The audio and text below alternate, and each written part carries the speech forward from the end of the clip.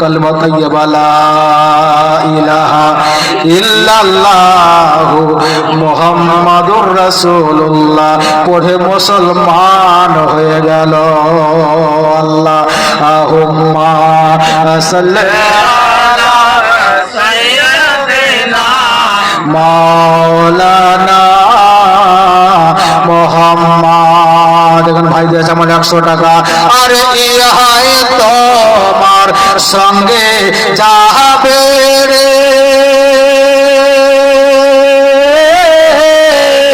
যখন ভাঙবে রে তোর খেলা। 100 টাকা দিয়েছে। নারে তাকবীর নারায়ে রিসালাত। আরে ইহাই তোমার সঙ্গে যাবে রে যখন ভাঙবে রে তোর খেলা। আরে কানবার তো আবে রে পাগল যাওয়ার হলো বেলা রে চলো মসজিদে যাই। জোরে বলেন সুবহানাল্লাহ। আরে ভুখাকে তুই আরে ভুখাকে তুই খাবার দে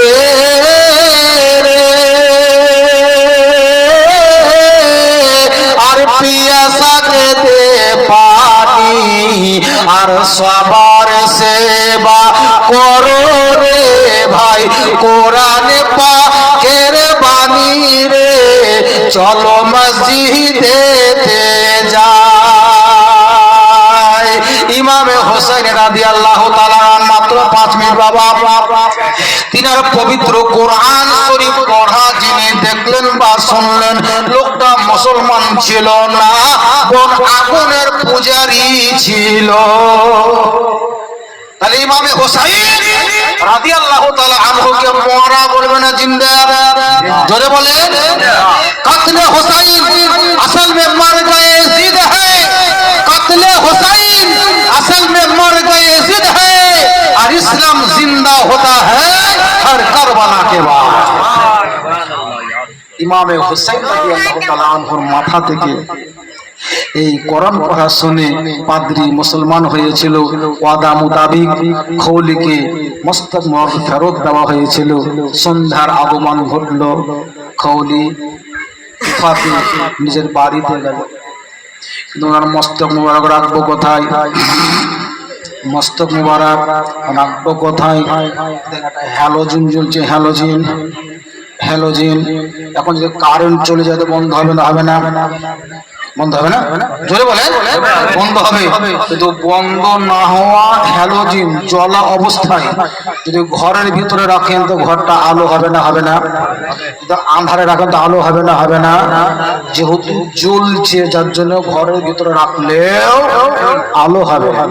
ইমামে হোসেন রাদিয়াল্লাহু তাআলা আনহুর মস্তক মুবারক থেকে পেশানি থেকে পূর্ণিমার চাঁদের অপেক্ষা যেন নূর চতুর্দিকে যেন বয়ে যাচ্ছে। যেখানে মস্তক মুবারক নিয়ে যায় অন্ধকার থাকলেও আলো হয়ে যায়। খৌলি মনে মনে চিন্তা করলো এই মস্তক বা মাথা মুবারকটা রাখবো কোথায়? যেখানে রাখবো সেখানে তো আলো হয়ে যাচ্ছে। আমার বিবি যদি জানতে পারে তা আমার সঙ্গে ঝগড়া করবে। যার জন্য হযরত ইমামে হোসেন রাদিয়াল্লাহু তাআলা আনহুর মস্তক মুবারকটা একটি মাত্র রাত খৌলি নিজের বাড়িতে রাখবে। সকাল হওয়া মাত্র আবার বেরিয়ে যাবে দামেস্ক শহর যাওয়ার জন্য। রাত্রিটা কাটাতে হবে। যার জন্য খৌলি নিজের বাড়িতে ওনার মস্তক মুবারক রাখবো তো রাখবো কোথায়? রাখবো তো রাখবো কোথায়? কোনো জায়গা খুঁজে পাওয়া গেল না। শেষ পর্যন্ত সেই খৌলি ইমামে হোসেন রাদিয়াল্লাহু তাআলা আনহুর মস্তক মুবারকটা কাউকে কিছু না বলে আগুনের ছিল একটা আখা বা চুলহা, ওই চুলহার ভিতরে ইমামে হোসেনের মস্তক মুবারকটাকে রেখে যেন সে জাল দেওয়া ছাই দিয়ে ঢেকে দিয়েছিল। ইমামে হুসাইন রাদিয়াল্লাহু তাআলা আনহুর মস্তক মাথা মোবারক থেকে যত প্রকারে থাকার চেষ্টা করেছিল, কিন্তু যে আল্লাহ ইমাম হোসেনের মাথাতে কানেকশন নূরের রেখে দিয়েছেন, যতই ছাই দিয়েছিল সমস্ত ছাইকে বাদ দিয়ে ইমামে হোসেনের মস্তক মুবারক থেকে চন্দ্রের চাইতে বেশি আলোর প্রভাব ঘটেছিল।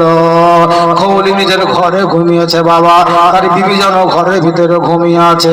আর আমার প্যারা হোসাইন রাদিয়াল্লাহু তাআলা আনহুর মস্তক মুবারকটা চুলাতে ঢেকে রেখেছিল।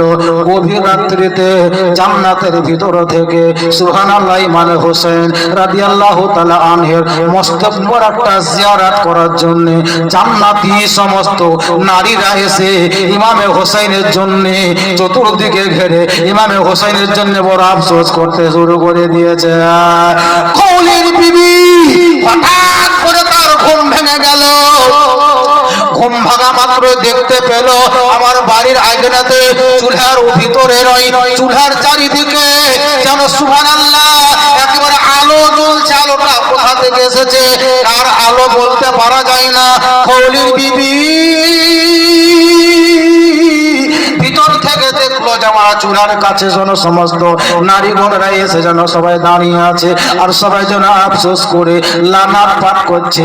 সবাই বলছে ওগো আমার হোসাইন, ওগো আমার হোসাইন, ওগো আমার হোসাইন, যারা তোমাকে কতল করেছে, যারা তোমাকে শহীদ করে দিয়েছে, আল্লাহর কাছে তাদেরকে জবাব দিতে হবে।